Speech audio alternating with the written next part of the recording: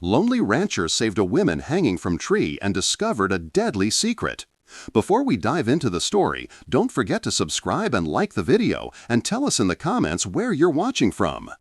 Anna Whitfield woke to agony. Her arms burned where the coarse hemp rope had rubbed her skin raw. Every shallow breath scraped her lungs, dry as the dust that clung to her lips. When she tried to move, her body screamed back in bruises, welts, and cuts that marked her like tally lines of cruelty. The prairie wind carried the bitter smell of blood mixed with sweat and dirt, and it seemed to mock her with its indifference. She remembered flashes, the creak of the ranch door breaking, the heavy boots dragging her from her family's house on the edge of town.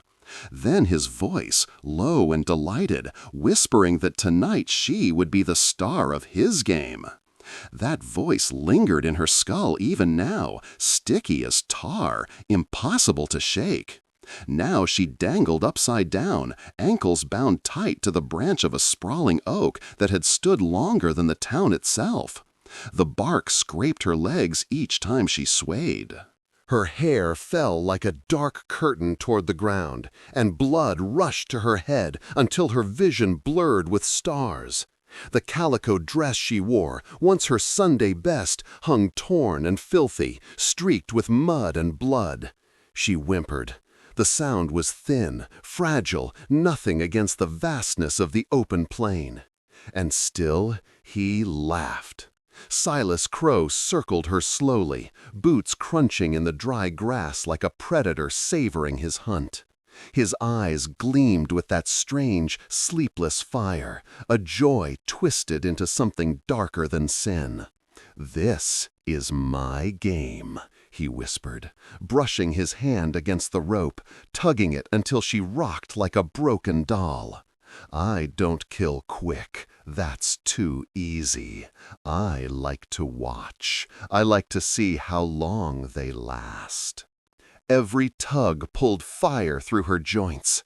Her shoulder ached. Her ribs burned where his fists had landed earlier. She bit down on her lip until she tasted blood, fighting back the scream clawing at her throat. She knew that was what he wanted, the fear louder than her voice, the terror that stole breath from her lungs. The sun sank behind the horizon, spilling long shadows across the endless grass. The prairie turned copper, then red, then black. He wanted the darkness to do his work, to wrap her tight in despair. Anna's mind reached for something, anything to cling to.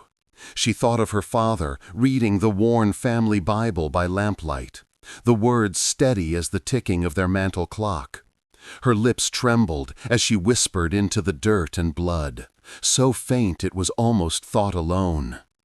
"Even though I walk through the valley of the shadow of death, I will fear no evil, for you are with me." Her prayer dissolved into the evening air, but the prairie heard it. Anna's pulse hammered in her ears, each throb a reminder of the rope biting into her ankles. Her arms hung limp, grazing the dirt below, fingertips brushing the brittle grass. Every small movement tore at the cuts on her side, each breath carving fire through her lungs. Above her, Silas leaned against the oak trunk like a man at leisure. His knife flashed in the fading light, turning slowly between his fingers as though it were no more than a toy. He hummed tunelessly, a broken fragment of some saloon ballad twisted into mockery. "You think someone will come for you?" he asked, tilting his head as though waiting for her answer. Anna clenched her jaw, refusing to give him the sound of her fear. He grinned anyway, the kind of grin that had nothing human left in it. The prairie stretched wide and merciless. No smoke rose from chimneys, no wagon rattled along the trail. Only the lonely rustle of dry grass answered her muffled sob. She knew no one would hear her, not here, not now. Her thoughts fled backward, desperate for refuge.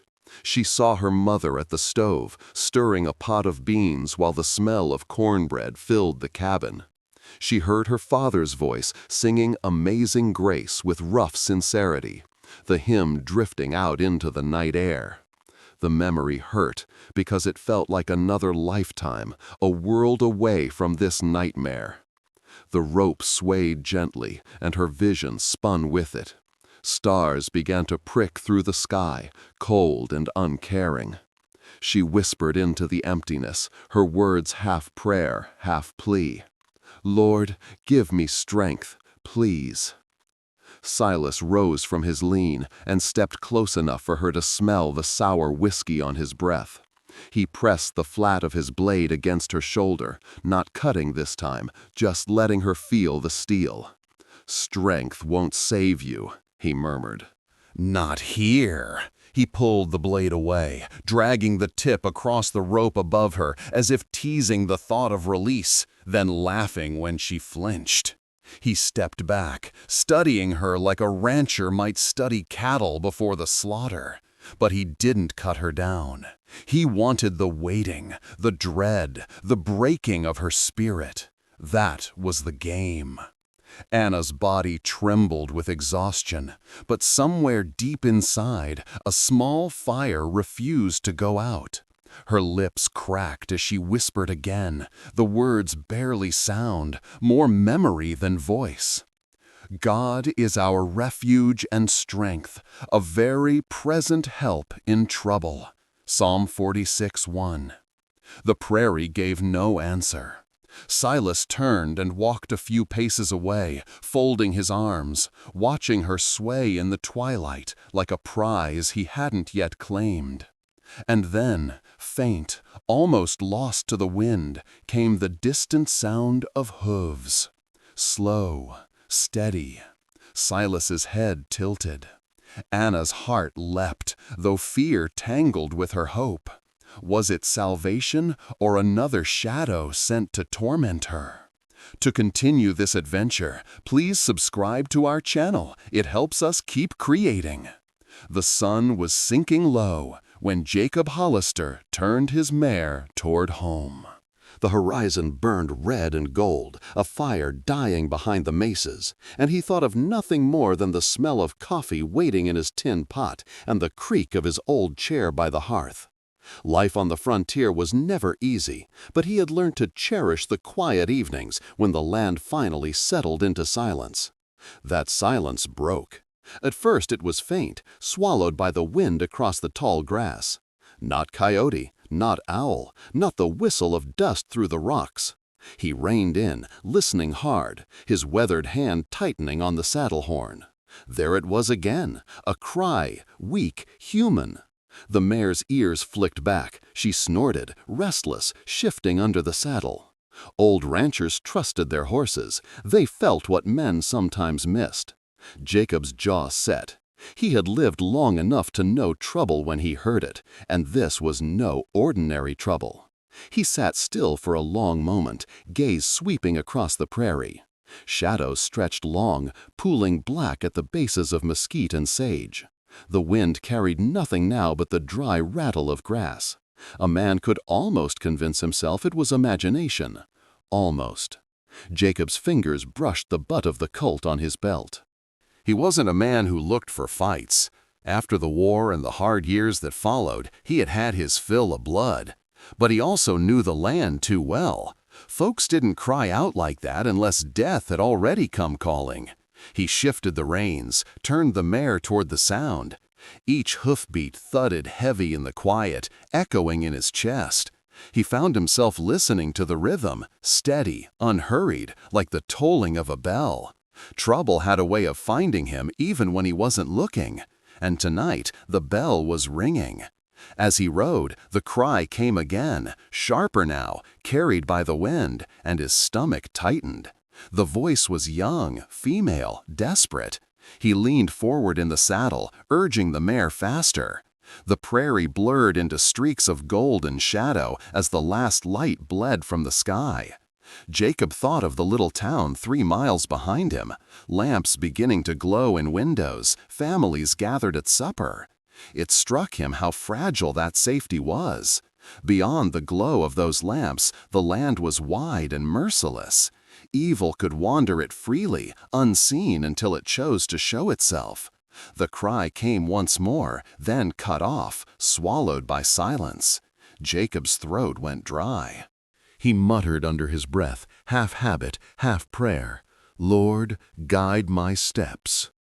The mare's hooves drummed faster. He pressed her on, each stride carrying him closer to whatever waited ahead. His mind sharpened with a soldier's instinct, the old training rising in him though he'd thought it long buried. He reached down, checked the knife at his boot, the revolver at his hip. Somewhere out there, a soul was in peril, and Jacob Hollister knew, deep in his bones, that he could no more ride away from it than he could stop the sun from setting. The oak tree rose ahead of him, a black silhouette against the blood-red horizon. Jacob slowed the mare as he drew near, every instinct telling him something was wrong. The land held its breath. Even the crickets had gone quiet. And then he saw her. At first, he thought it was some poor animal strung up by hunters. But as his eyes adjusted, the truth struck him like a blow. A young woman hung upside down from a thick branch, ankles bound in rough hemp, arms dangling toward the ground like broken wings. Her dress was torn, stained dark with dirt and blood. Hair veiled her face, but he could hear the ragged pull of breath. She was still alive. Sweet Lord! Jacob swung down from the saddle so fast his knees buckled. He staggered forward, heart pounding harder than it had since the war. The mare tossed her head, uneasy, but Jacob ignored her. He reached up, steadying the girl's shoulders with his calloused hands. Her skin was fever-hot, her wrists raw from the ropes. She flinched at his touch, eyelids fluttering open just enough for him to see the terror inside. "Easy now," he whispered, though his own voice was rough. "You're safe. I've got you." Her lips trembled, and a broken sound slipped out. "Help, please. He plays games. He won't stop." Jacob froze, the words sinking like stones. Whoever had done this was no ordinary outlaw. This was cruelty for cruelty's sake. A sickness in human form. He drew the knife from his belt, sawed at the rope. It was thick and stiff, fibers biting into her skin, but he worked fast. "Hold on," he muttered, more to himself than her. "I'll have you down in a moment." The last strand gave way with a sharp snap. She dropped into his arms like a rag doll, the weight startling but not heavy. He lowered her gently onto the grass, brushing the dirt from her face with the back of his hand. Her breaths came shallow, desperate, but steady enough to keep hope alive. Her eyes opened again, glassy, searching his face as if trying to decide if he was real. "Safe?" she whispered, the word almost mocking. Jacob swallowed hard, feeling the lie on his tongue. He wanted to say yes, to make her believe it, but the truth weighed heavier. He forced a steadier tone than he felt. "Safer than you were." He glanced around, the prairie stretching endless in every direction. Whoever had tied her there might still be close. His gut told him they were being watched. He looked back down at the girl. "Listen to me," he said, low but firm. "God is our refuge and strength, an ever-present help in trouble." He wasn't sure if she heard, but the words steadied his own hands. Her eyes flickered at that, something in her grip on his sleeve tightening, as if she clung not to him, but to the promise behind the words. Jacob kept his knife ready as he rose to scan the horizon. Somewhere in the shadows, he knew the man who had done this was still out there, and he wasn't done yet.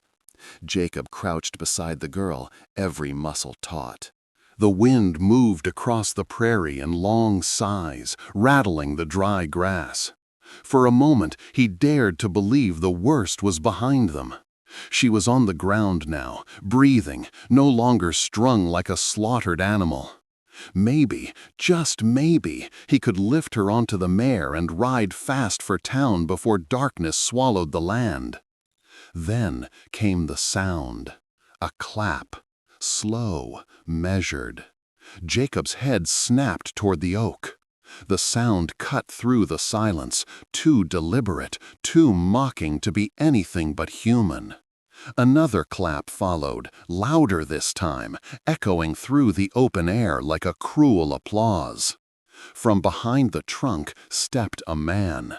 Tall, rail-thin, shoulders stooped, yet somehow predatory. His eyes gleamed too bright, wild with a sleepless kind of madness. A grin stretched across his face, wide and wrong, as if suffering itself was the only joke worth laughing at. "Well now," the stranger drawled, voice slick as oil. "Looks like my little performance has drawn a new audience." Jacob rose slowly, knife low in his hand, body angled to shield the girl behind him. He said nothing at first, only studied the figure with the wary gaze of a man who had seen too much evil to underestimate it. The man spread his arms like a showman on stage. "That was my rope, my tree, my game. And you," he tilted his head, eyes narrowing on Jacob, "you went and spoiled the fun." Anna whimpered softly, clutching at Jacob's boot as if anchoring herself to something solid. He felt the tremor in her fingers and planted his feet firmer into the dirt. "Best keep walking, friend," Jacob said, voice even, though a cold fire worked through his veins. "You won't find what you're looking for here." The man laughed, high and sharp, a sound that scraped along the nerves like a rusty blade. "Oh, but I already found it. Fear, desperation, the breaking point. That's where the real beauty lives. Don't you see it?" His gaze flicked to Anna, then back to Jacob. "And you've gone and made yourself part of the show."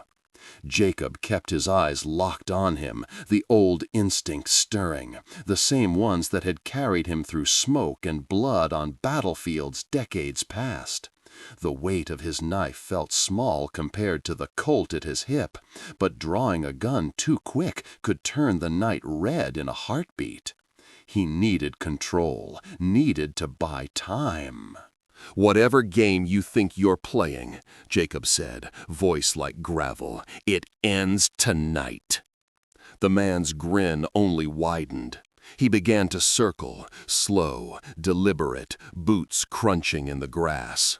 Jacob turned with him, never letting him out of sight, the distance between predator and protector shrinking with every step. Anna's breath quickened, ragged in the still air. Jacob steadied himself, each heartbeat pounding like a drum. He had no illusions. This was no ordinary drifter. This was a man who delighted in shadows, a wolf dressed in rags. And now the wolf had found them both. The grin on Silas Crowe's face never faltered as he dragged the blade across his palm, almost tenderly, like a man stroking a lover's cheek. The steel caught what little light remained, flashing red as the last rays of the sun sank into darkness. "This tree, this rope, this fear," he said, his voice sing-song, carrying in the still evening. "It all belongs to me, and you think you can take it away?" Jacob didn't flinch. He shifted his weight, keeping his frame between Anna and the madman, knife low but ready. "Turn around and walk, Crowe. This ends here."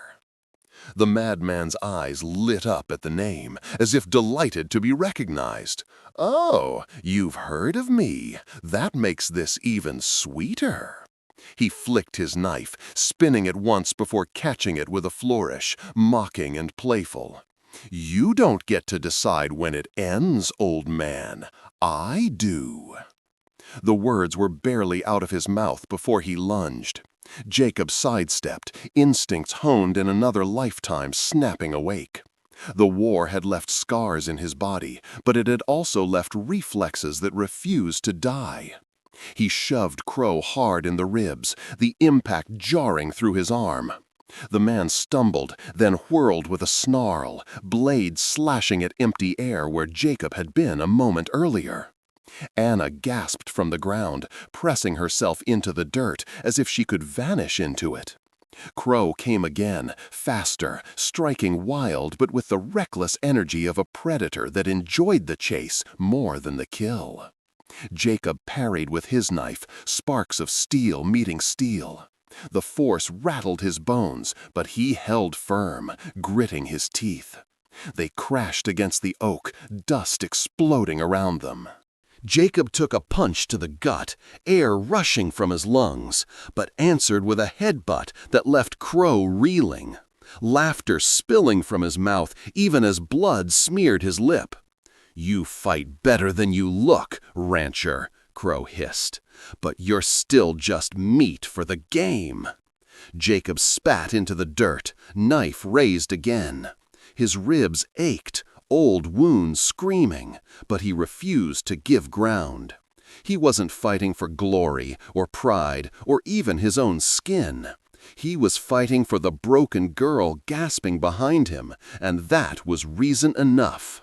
Crowe lunged once more, feinting left, then slashing right.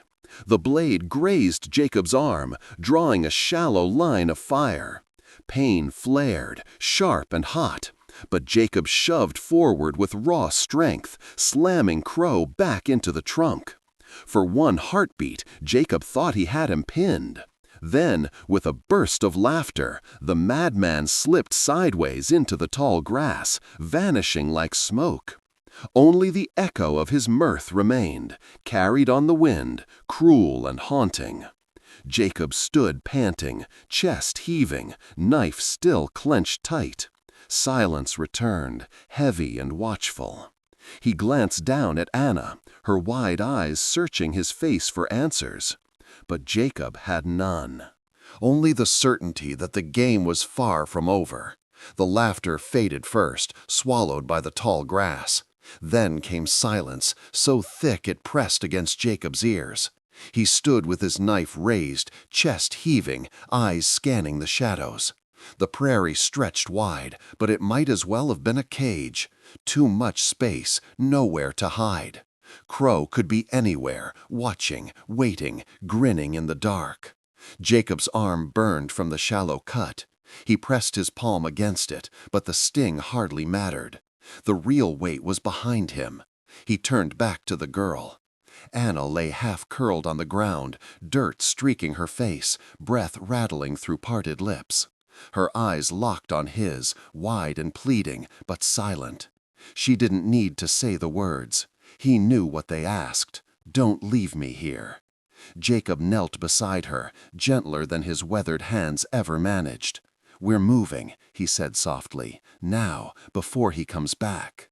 Her hand reached up, trembling, finding his sleeve. He let her hold on while he slid his knife back into its sheath. Then he shifted, looping one arm under her shoulders, the other beneath her knees. She weighed almost nothing, a bundle of bone and bruises. Still, her every flinch reminded him how broken she was. The mare whinnied as he approached, ears still twitching, nose flaring at scents Jacob couldn't sense. She was spooked, but she didn't bolt. Jacob whispered to her as he hoisted Anna into the saddle.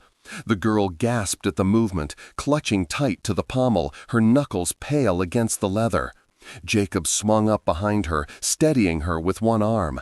He clicked his tongue, nudged the mare forward. Her hooves struck the earth with a rhythm that felt too loud, as if every step called out to the shadows, "Here we are, come and get us." The prairie at night was a different world. What had been open ground in daylight now seemed endless and hostile. Sagebrush hunched like crouching figures. Every rustle in the grass sounded like pursuit. The stars emerged overhead, sharp and cold, their light offering no warmth. Anna leaned against him, her body shivering despite the lingering heat of the day. Jacob kept his arm firm around her, murmuring low, not words of comfort exactly, but steady noises, the way a man might soothe a frightened colt. He strained his ears with every step, waiting for the sound of boots in the grass, the whistle of a knife cutting air. But nothing came. Only the mare's steady breathing, the drum of her hooves, the faint, ragged sound of the girl fighting to stay conscious. Jacob's thoughts darkened as they rode. He had seen violence before, men broken on battlefields, cruelty born of desperation. But Crowe was different. This wasn't hunger or survival. This was sport. That made him more dangerous than any outlaw Jacob had ever faced. Anna stirred faintly, whispering something too soft to catch. Jacob bent his head, and the words came clearer. "He'll come back." Jacob's jaw tightened. He didn't argue. She was right. The mare carried them onward, each stride a fragile promise of safety that the night could break at any moment. The lights of town flickered at last, oil lamps glowing warm in the windows. Jacob felt some of the tightness in his chest ease, though not enough to breathe easy. Evil could wear a man's face, and tonight it had. Lamplight was no guarantee it wouldn't find them again. He guided the mare straight to the sheriff's office. Thomas Dillard sat slouched in his chair, pipe clenched between his teeth, eyes tired from years of carrying the town's burdens. He looked up as Jacob pushed through the door with Anna leaning against him. "Good Lord," Dillard muttered, setting the pipe aside. He rose, heavy frame shifting with more weariness than speed. "What happened?" Jacob laid it out plain. The oak tree, the rope, the fight, the madman's laughter. He didn't waste words. The girl's bruises spoke louder than any detail could. Dillard's jaw tightened as he listened. "Silas Crowe," he said at last, almost to himself. "I should have known he'd cross that line someday." He grabbed his hat from the peg, bellowed down the street, and within minutes half a dozen men gathered. Ranch hands, a store clerk, the town's blacksmith, armed and grim. "By morning we'll have him," the sheriff promised. True to his word, the posse returned at dawn. Silas was in irons, wrists chained, a split lip from putting up a fight. He walked with a swagger anyway, grinning at the crowd that gathered to see him dragged through town. His eyes found Anna among them, and he winked. The gesture chilled her more than the knife had. The hearing was held in the courthouse, a small room with benches filled wall to wall. Anna sat pale but upright, Jacob a steady presence at her side.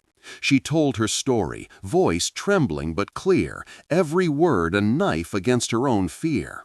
People shifted uncomfortably, glancing at Silas, then at each other. No one doubted her, not with the bruises and cuts plain on her skin. The judge, a lean man with spectacles perched low on his nose, leaned forward after she finished. His voice was grave. "Silas Crowe, you've been a menace in this territory long enough." Silas smirked. His wrists rattled the chains, but he looked more like a man sitting in a saloon than one facing justice. And then the gavel came down. The sentence rang out. No prison, no whipping, no exile. Just a fine, a warning, a promise to keep out of trouble. The room erupted with whispers, gasps, the scraping of boots. Anna's mouth fell open, disbelief hollowing her voice. "That's all?" Jacob's jaw clenched so tight his teeth ached. "That's the law," he said, though his voice carried no faith in it. Across the room, Silas only smiled wider, as if the law itself were part of his twisted game.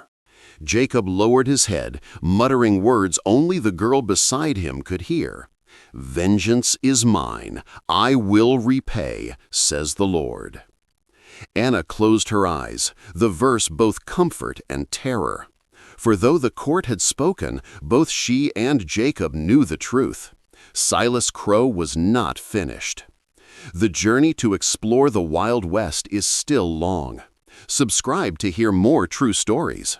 If you're still watching, drop a 1 in the comments. The gavel's echo still rang in Anna's ears long after they left the courthouse. A fine. That was all.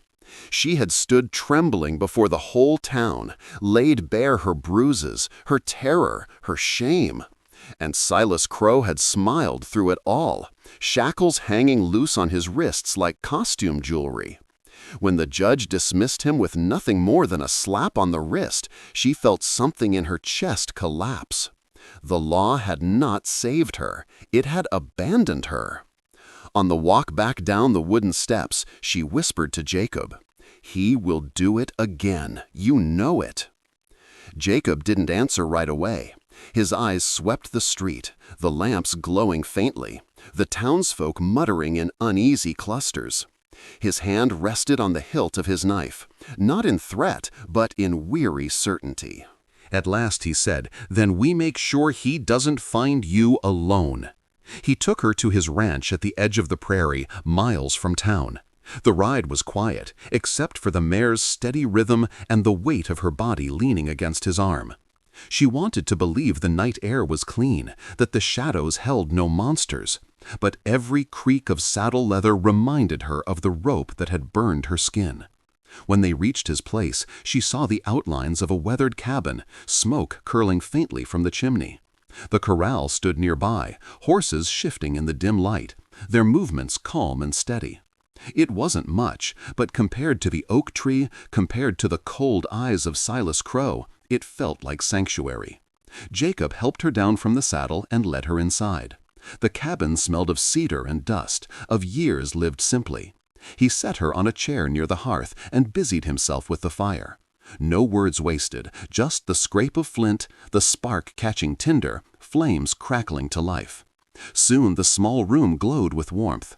He cooked beans in a battered tin pot, sliced cornbread from a wrapped loaf, and set it before her without ceremony. His quiet ways unsettled her at first. He asked no questions, offered no reassurances. Yet the steadiness of his hands, the small care in the way he filled her cup, spoke louder than words. On the table lay a worn Bible, its cover cracked, pages soft from use. She noticed his glance fall on it as he sat across from her, the firelight deepening the lines of his face. He didn't read aloud, not yet, but the presence of it was like another voice in the room, a reminder that someone greater than either of them watched still. Anna ate slowly, each bite an effort against the knot in her stomach. She felt betrayed, hunted, fragile. But in the rhythm of his movements, the beans, the bread, the fire, she also felt the faint stirrings of safety. For the first time since the oak tree, she allowed her eyes to close without fear that laughter would break the night. The night settled heavy over the ranch, stars scattered like frost across the sky. Inside the cabin, the fire sank into embers, casting long shadows on the walls. Anna sat wrapped in a blanket Jacob had laid over her shoulders. Her eyes wandered the small room, shelves lined with simple tools, a rifle propped in the corner, a rocking chair scarred from years of use. It felt lived in, but also lonely, like a place built for two that had been waiting too long for company. Jacob sat by the hearth, elbows on his knees, staring into the fire. He hadn't spoken much since supper, but silence didn't feel strange coming from him. It felt deliberate, a man weighing words before letting them out. At last he said, "My wife's name was Clara." His voice was steady, but the words seemed to drag something old and heavy behind them. "We came out here near 20 years ago, chasing the promise of land and open sky. Thought the frontier would give us a fresh start." Anna turned her head, listening, though she didn't interrupt. "She was strong," Jacob continued, "stronger than me in many ways. Could carry water, mend fences, bake bread, all before noon. Laughed at the hard days, made 'em lighter just by being there." He paused, swallowing against the tightness in his throat. Then fever took her. Came quick, burned hotter than the July sun, and by the week's end she was gone. Silence fell again, broken only by the crackle of the coals. Anna's chest tightened. She knew loss, her parents buried in a small churchyard years before. But hearing it from his lips gave her a glimpse into the emptiness he carried still. "I nearly lost myself," Jacob admitted. "The bottle called, and the gun too. But the good book kept me upright. Not all at once, not with some miracle, just steady, verse by verse, day by day." His eyes shifted toward the worn Bible on the table. "When you've stood in the valley of shadows, faith's the only light that keeps your feet moving." Anna's eyes stung, tears threatening though she willed them back. She wasn't sure if it was sorrow for him, or the way his story echoed her own fear, that Silas had stolen more than her safety, that he had stolen the laughter she once carried. Jacob leaned back, the firelight cutting sharp lines into his weathered face. "You're not alone in this," he said simply. "Loss carves deep, but it doesn't mean we stop living, doesn't mean we stop fighting." Anna lowered her gaze to the Bible. Its cracked cover, softened pages, and faint marks of fingerprints told a story of its own. She felt something stir inside her, a fragile recognition. He wasn't offering empty words, he had lived them. For the first time since the courthouse, she felt her heart ease. Not because the danger was gone, but because someone else understood the weight she carried. Days passed, marked by the steady rhythm of ranch life, mending fences, hauling water, feeding stock. Yet for Anna, time did not smooth the edges of her fear. Every sound seemed sharpened, every shadow stretched too long. At night, the barn door creaked in the wind, and she jolted awake, heart hammering as though Silas himself had stepped inside. When coyotes howled in the distance, her breath caught, convinced it was laughter carried on the night air. Even the hush of prairie grass against the window could make her clutch the blanket tighter, eyes wide in the dark. Jacob noticed. He didn't speak of it, but he saw the way her hand lingered near the knife he'd left by her bedside. He saw how her shoulders stiffened when dusk fell, as though daylight was the only wall holding the darkness back. He didn't scold her for fear. He remembered what it was to wake in a sweat, reaching for a body no longer there, the silence heavier than grief itself. One evening, he found her outside, sitting on the porch steps, knees drawn to her chest. The moon cast a pale glow over the prairie, turning the grass into a silver sea. She hugged her arms tight, rocking slightly, her eyes scanning the distance. "He's still out there," she whispered, though no one had mentioned Silas all day. Jacob stepped onto the porch, the boards groaning under his boots. He sat a few feet away, giving her space, his gaze following hers to the endless horizon. "Maybe," he said. His tone carried no false promise. "But he won't find you alone." She nodded, but the tension in her body remained. Words alone could not banish the memories etched into her skin. Later that night, as she finally drifted into uneasy sleep, Jacob sat by the window, eyes on the prairie beyond the corral. The land was quiet, but he knew too well how quickly quiet could break. His hand rested on the Bible at the table, thumb tracing the cracked leather cover. He bowed his head, voice low, words meant only for heaven. "Lord, give me strength enough for both of us. Guard this place, guard her. If trouble comes again, let me stand." The fire dimmed, the cabin sinking into darkness, but the prayer lingered in the air like a shield. Jacob's eyes never left the window, watching the horizon until dawn began to gray the sky. And though Silas Crowe had not shown his face, his shadow lived with them still, an unseen enemy, a constant reminder that safety was not yet theirs to claim. Sunday dawned bright, the prairie washed in gold. Jacob hitched the wagon instead of saddling the mare, saying only, "We're going into town." Anna hesitated. The thought of crowds, of curious eyes and whispered questions made her stomach knot. But Jacob's tone left little room for refusal, and she climbed into the seat beside him. The town stirred slowly to life as they rolled down the main street. Children in pressed shirts and ribbons skipped ahead, chasing one another toward the wooden church that stood near the edge of town. Its white paint had long since peeled, but the bell in the steeple rang clear, a sound that carried far across the plains. Anna's hands twisted in her lap as Jacob helped her down. She felt every glance that landed on her. Neighbors, ranch wives, shopkeepers. Each gaze a mixture of pity, curiosity, and something else. She lowered her eyes, wishing she could disappear. Inside, the church smelled of pine boards and lamp oil. The pews creaked under the weight of families settling in. Jacob guided her to a bench near the front.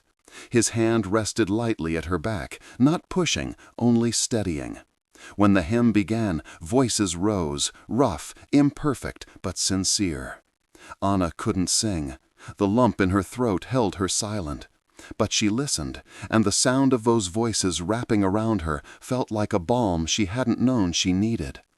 After the sermon, the pastor stepped forward, an older man with a kind face weathered by the same sun that had carved lines into Jacob. "This morning," he said, "we lift up one among us who has suffered greatly. Evil struck, but by God's hand she yet stands." His eyes found Anna, and warmth, not judgment, filled them. "Sister, you are not alone." Anna froze as the congregation murmured assent. One by one, people bowed their heads, voices lifting in prayer. Words of protection, of healing, of hope.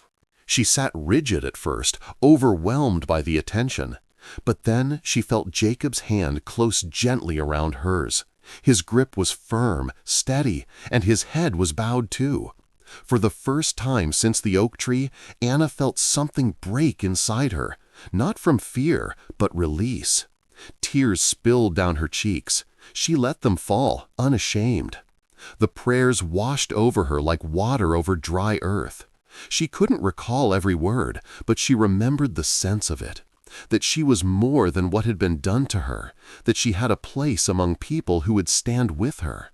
When the pastor closed with, "The Lord is near to the broken-hearted and saves the crushed in spirit," Psalm 34:18, Anna lifted her eyes. The verse settled into her chest like an ember, small but glowing. As the service ended, townsfolk approached, some pressing her hand, others offering nothing but quiet nods. She realized they weren't pitying her. They were welcoming her back into the circle of the living. And though Silas still walked free, for the first time Anna believed she might stand again. The days after the church service carried a different weight. Anna still startled at sudden noises, still woke in the night with her breath caught in her throat. But the prayers of the congregation lingered with her. She could still hear the voices rising together, a chorus stronger than her own fear. It didn't silence the shadows, but it kept them from swallowing her whole. Then came the whispers. Jacob returned from town one evening, dust heavy on his boots, jaw set in that way she was learning meant trouble. He set down the feed sack and poured himself water before he spoke. "They say Crowe's been seen near the river," he said. His voice was calm, but there was no mistaking the tension beneath. Tracks where there shouldn't be tracks, a campfire found cold in the brush. Anna froze, spoon halfway to her mouth. The warmth from the church pews, the fragile sense of safety she had started to build, seemed to flicker. She lowered the spoon slowly, staring at the beans cooling in the bowl. "He's waiting," she whispered, "watching." Jacob didn't deny it. He took the chair across from her, leaning forward on his elbows. "The law caught him once," he said, "but the law out here," he shook his head. "It can punish, sure, but only faith and courage can endure. That's what keeps you standing when the law walks away." Anna met his eyes. For a moment she saw not just the rancher, but the soldier he once had been, the man who had buried his wife and kept walking. She wanted to borrow that strength, to make it her own. "I don't know if I have courage," she admitted, her voice trembling. Jacob's gaze softened. "Courage isn't the absence of fear. It's deciding to keep moving, even when fear's riding on your back." The room fell quiet. Outside, the wind stirred the corral, rattling the fence posts. Anna wrapped her fingers around the cup in front of her, the warmth grounding her. She realized Jacob wasn't asking her to stop being afraid. He was asking her not to let fear decide the rest of her life. Later, as the sun sank, they walked the fence line together. Anna's steps were hesitant at first, but with each stride beside him, the prairie looked less like an open grave and more like a home that could be defended. The sky burned with sunset, deep crimson fading to violet. In the distance, shadows thickened along the river bend. She felt them, watching, waiting. Yet for the first time, she didn't shrink from the thought. If Silas Crowe lingered out there, he would not find the same broken girl he had left behind. The evening settled quiet around the ranch, the kind of quiet that comes only after a long day's labor. The cattle grazed near the far fence, the mare pawed lazily at the dirt, and the corral stood firm in the fading light. Anna leaned against the wooden rails, the sun warm on her back as it dipped low, painting the sky in streaks of gold and violet. Jacob joined her, moving with the steady gait of a man whose bones carried both strength and years. He rested his arms on the top rail, eyes following the horizon. For a long while, neither spoke. The silence wasn't heavy this time. It was companionable, like the pause after a hymn when the final note still lingers in the air. Anna drew a slow breath. "Sometimes I wonder why I survived," she said quietly. Her voice was steady, but the words held a weight she had carried too long. Why he didn't finish it, why I'm still here. Jacob didn't answer right away. He rubbed a hand over his jaw, gaze fixed on the dying light. At last he said, "Out here, the world doesn't deal fair. Evil strikes hard, and the law doesn't always hold it back. But every time we stand back up, every time we keep breathing, we take something away from the darkness. That's the fight, Anna, not letting it win." She turned her head, studying the lines etched into his face, the scars the sun and years had left. He wasn't speaking like a man quoting a book. He was speaking like someone who had lived through the fire and found a way forward. The words sank deep, stirring something she thought she had lost. Not joy, at least not yet, but strength. The kind of strength that didn't erase fear, but stood taller than it. The last of the sunlight touched the grass, making it blaze before the shadows swallowed it. Anna felt the cool air brush against her skin, and for the first time it didn't feel like a warning. It felt like a promise that night always came, but so did morning. She leaned against the rail, a small smile tugging at her lips, fragile but real. "Maybe that's enough," she whispered. Jacob nodded, the corner of his mouth lifting. "It is." Behind them, the cabin windows glowed with lamplight, a beacon against the growing dark. The prairie stretched wide and untamed, and somewhere out there, Silas Crowe still breathed. But for now, here, standing shoulder to shoulder at the corral, Anna felt something she hadn't dared to hope for since that terrible night: peace. And in the quiet of her heart, she believed it could last. If you like this video, please comment number 9. If you don't like it, please comment number 0. And please leave a comment and share your feelings. The days lengthened, carrying with them the slow rhythm of healing. At first, Anna's world was no larger than the 4 walls of Jacob's cabin. She slept in fits, waking with a cry at shadows that slipped too quickly across the window. Her body ached with every movement. The bruises along her ribs bloomed purple, then yellow, then faded like old ink.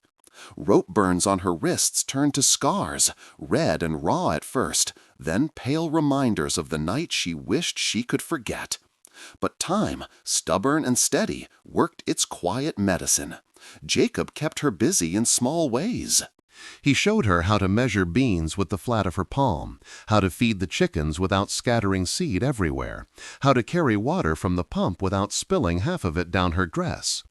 Each task was ordinary, but it gave her something to hold on to, proof that life still had space for her hands. In the evenings, Jacob read by lamplight, his voice low as he leaned over the worn Bible. Sometimes he read aloud, though not often. More often, he let her sit nearby, listening to the sound of pages turning, the steady rise and fall of his breath. She found comfort in that rhythm, as if his presence itself was a prayer. Still, fear lingered. Some nights she dreamed of the oak tree, of Silas's voice whispering in the dark, his laughter cutting through the prairie wind. She would wake with her fists clenched, nails digging into her palms. On those nights, Jacob didn't press her with questions. He simply sat on the porch, pipe in hand, until the quiet settled her enough to sleep again. The ranch became her world, and slowly it began to feel less like a refuge she might lose and more like a place she could claim. She started to notice things she had overlooked at first. The creak of the barn door that wasn't menacing at all, but only wood giving way to weather. The rustle of tall grass that sounded not like footsteps, but like the earth breathing. One afternoon, she found herself standing in the corral, watching the horses graze. The mare that had carried her from the oak tree snorted softly, nudging against her hand.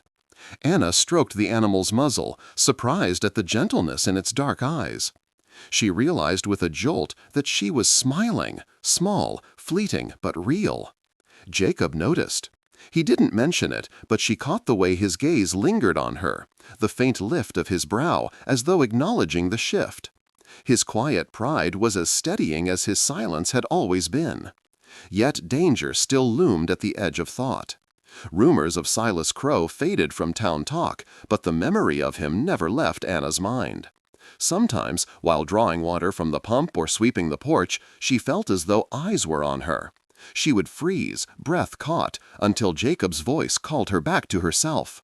One evening, as twilight spilled violet over the prairie, Anna sat at the table with a cup of tea. She traced the rim with her finger, listening to the distant lowing of cattle. "Do you think it will ever leave me?" she asked suddenly. Jacob looked up from the fire. "What's that?" "The fear," she whispered. He set down the poker, leaned forward in his chair. The lamplight caught the deep lines in his face, the gravity of years that had weathered him. "No," he said softly, "not all of it, but it don't have to rule you. Each day you stand up, each day you live, fear loses a little more of its grip." Anna let the words sink in. They weren't promises of a life without scars, but they were true, and truth was enough. She lifted the cup, sipped slowly, and for the first time the taste wasn't bitter. The days slipped into weeks. Autumn edged slowly across the prairie, painting the grasses with rust and gold. The air grew sharper at night, the stars brighter against the deep black sky. Life at the ranch followed its quiet rhythm. Fences mended, stock tended, bread baked. Anna found herself moving with that rhythm. She no longer felt like a guest, but like someone who belonged in the work. Her hands grew rougher, her steps surer. Though shadows still lingered at the edges of her sleep, she began to rise each morning with a steadiness she had thought lost forever. One evening, after the chores were done and the light had faded to the soft glow of dusk, Jacob stood by the corral, watching the horses graze. Anna joined him, pulling her shawl tighter against the chill. For a long while they said nothing. The silence between them was no longer heavy, it was comfortable, a shared language of quiet souls. The sky burned with the last embers of sunset. Anna's eyes followed the fading light until she spoke. "I used to think my life ended that night," she said softly, "when he tied me to that tree, when I thought no one would come." Jacob's gaze stayed on the horizon, but his voice was steady. "It didn't end. You're here, breathing, standing."